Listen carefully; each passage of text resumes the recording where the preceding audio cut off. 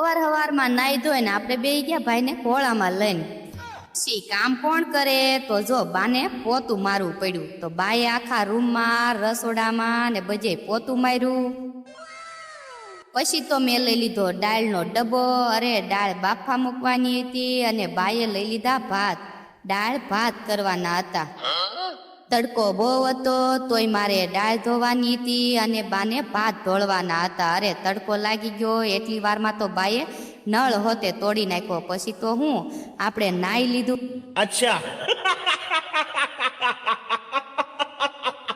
મને તો તડકો બહુ લાગતો હતો ને એટલે બાને બેહારી દીધા વાસણ ધોવા. અરે આ બેનને જો આયથી આયા અને આયથી આયા કરવાનું હોય. દાળ વઘારવા લીમડો લાવવાનો હતો ને પણ જો દાળ વઘારવા બેન આટલોક જ લીમડો લાવ્યા. પછી તો હું આપણે છે ને આવી ગયા બહાર શેરીમાં. તો આયા આવ્યા ને તો જો આયા તો છે ને બાજરાને ધાર દેશે. અરે મસ્ત મસ્ત બાજરો સાફ થઈ ગયો છે. કોઈને લેવો હોય તો કેજો.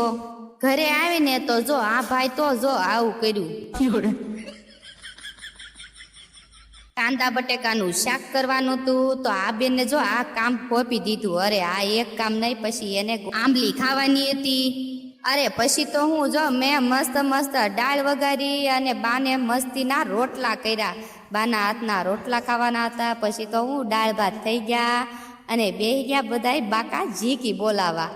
ભાતની થાળી ભરી અને પછી માથે દાળ સાટવાની હતી. અરે એક થાળી એક ભાત ખાધા અને પછી હું પાછી તો વળી દાળ ભાત ખાઈને બોલાવી દીધી તરબૂચની બાકા ઝીકી. તો હાલો બધાય તરબૂચ ખાવા. તો અમારો વિડીયો ગમે તો લાઈક છે ને સબસ્ક્રાઈબ.